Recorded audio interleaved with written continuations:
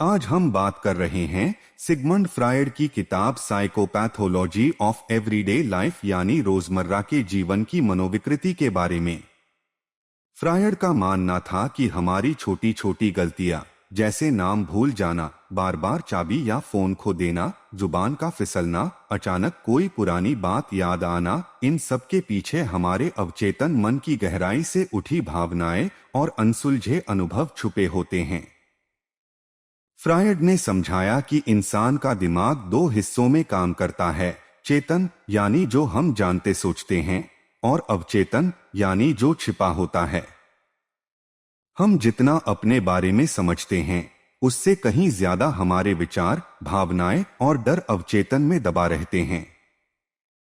यही दबे हुए जज्बात कभी कभी रोज की छोटी घटनाओं में सामने आ जाते हैं। फ्रायड ने यह भी बताया कि जब आप बार बार कोई चीज रखते हुए भूल जाते हैं तो यह केवल लापरवाही नहीं बल्कि मन के अंदर छुपे भावनात्मक संघर्ष का संकेत हो सकता है।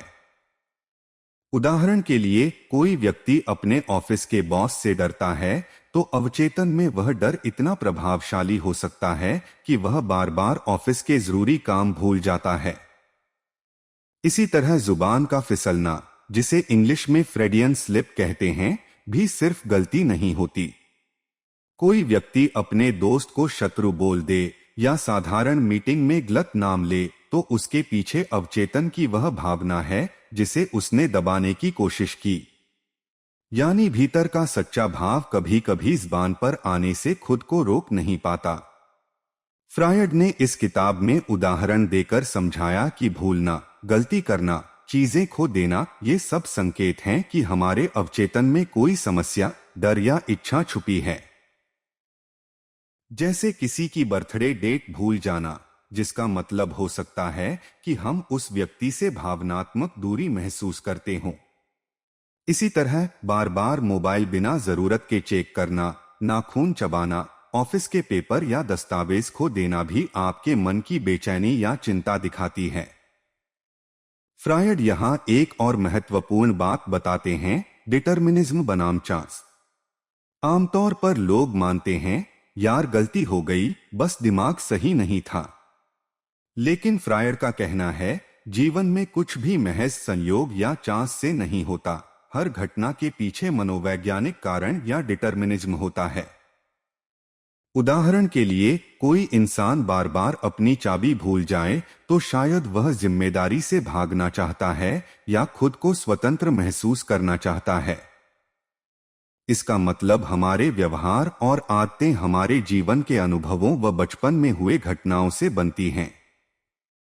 फ्रायड ने समझाया कि बचपन में जब हमें कोई दुख, डर या शर्म का अनुभव होता है और हम उसे भूल जाते हैं, तब भी वह हमारे भीतर दबा रहता है। बड़े होकर भी उन भावनाओं का असर हमारी छोटी छोटी आदतों और व्यवहार में दिखता है। यही कारण है कि फ्रायड की इस किताब में यह सलाह दी गई है, आप अपनी भूल, गलती और सपनों को हल्के में न लें। आपके रोजमर्रा की इन साधारण आदतों के पीछे छुपी भावनाएं जानकर आप अपने मन को बेहतर समझ सकते हैं। निष्कर्ष में, साइकोपैथोलॉजी ऑफ एवरीडे लाइफ हमें यह सिखाता है कि हमारी हर छोटी बड़ी हरकतें, सपने और गलतियां हमारे मन में चल रहे अंतर्गत संघर्ष, भावनाएं और इच्छाएं दर्शाती हैं। इन्हें जानकर ही हम असली खुद को पहचान सकते हैं। फ्रायड का यह अनूठा दृष्टिकोण आज भी मनोविज्ञान और आत्मविश्लेषण की दुनिया में उतना ही महत्वपूर्ण है जितना पहले था।